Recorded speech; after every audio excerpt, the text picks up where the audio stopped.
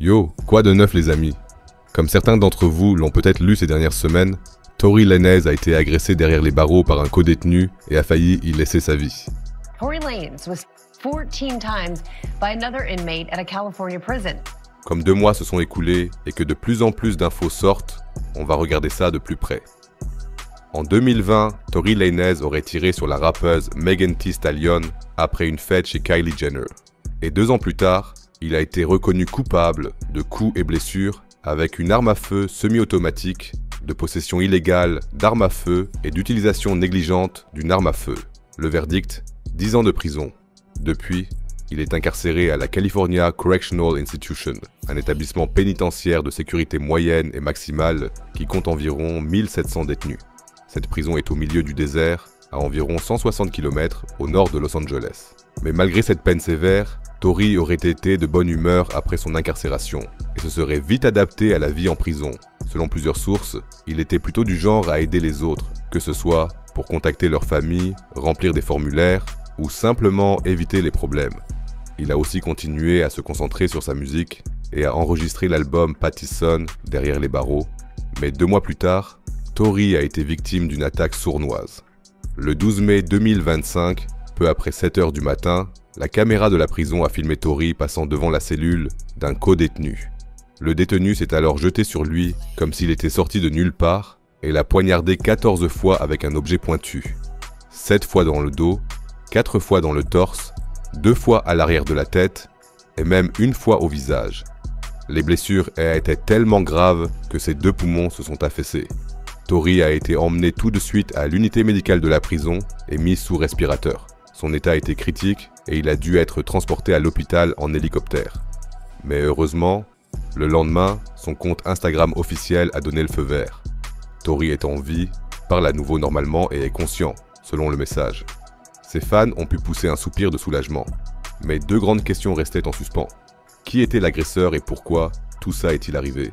Comme l'agression a été filmée et même diffusée en ligne quelques semaines plus tard, les autorités ont pu identifier très rapidement le coupable.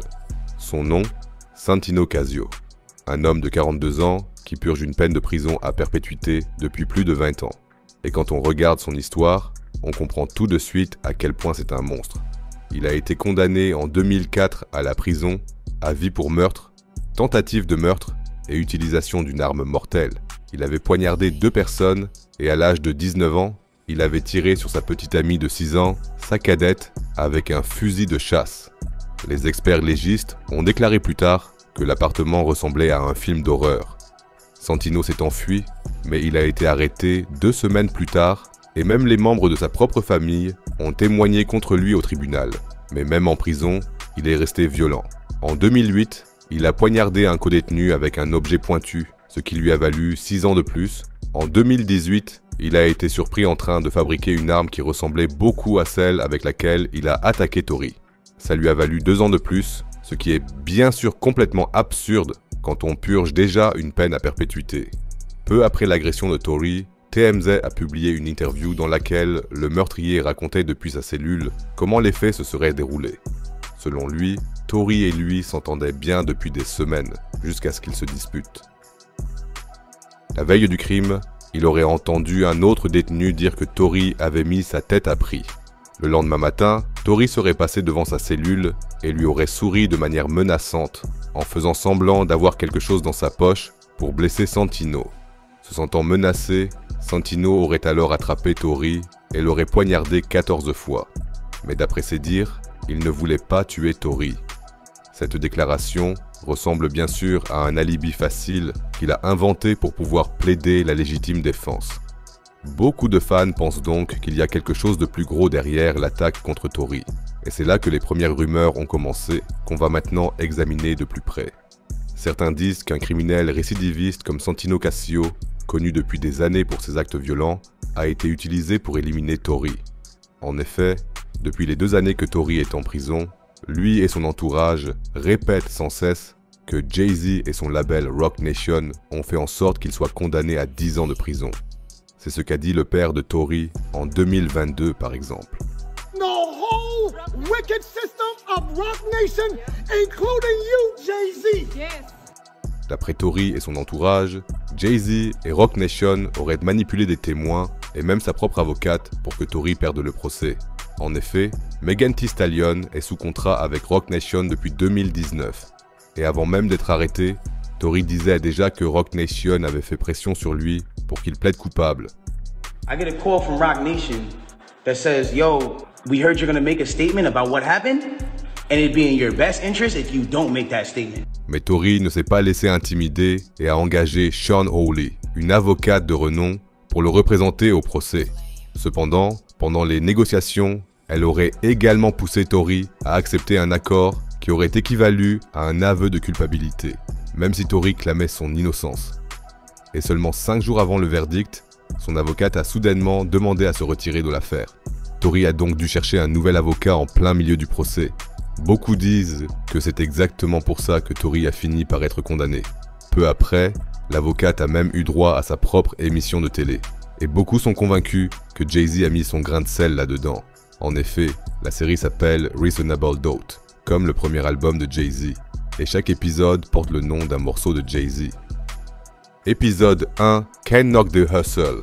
Épisode 2, Family Feud. Épisode 3, 99 Problems.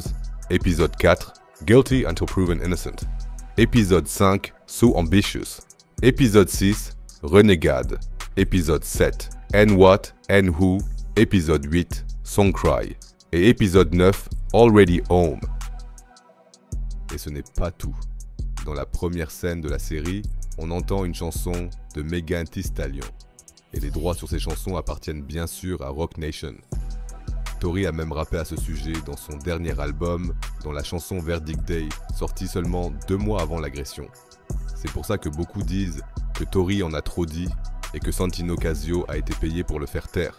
Cette théorie semble dingue, mais il y en a une autre, super simple, qui vient de Wack 100. Selon lui, la copine de Santino Casio, qui lui rendait souvent visite en prison, aurait essayé de flirter avec Tory. Et c'est cette histoire de jalousie qui aurait déclenché la dispute qui a mené à l'attaque. Mais peu importe le vrai motif, Tory a vraiment eu de la chance d'avoir survécu à cette attaque. Il aurait quand même eu des problèmes aux poumons, ce qui pourrait signifier qu'il aura du mal à faire de la musique à l'avenir. Et ça serait bien sûr le pire cauchemar de tout musicien. J'espère vraiment qu'il se remettra de cette agression. Mais comme toujours, c'est votre avis qui m'intéresse. Croyez-vous à la théorie selon laquelle Jay-Z serait impliqué? Ou pensez-vous que ce genre d'agression peut arriver en prison? N'hésitez pas à me le dire dans les commentaires. Reste en bonne santé et à bientôt pour la prochaine vidéo.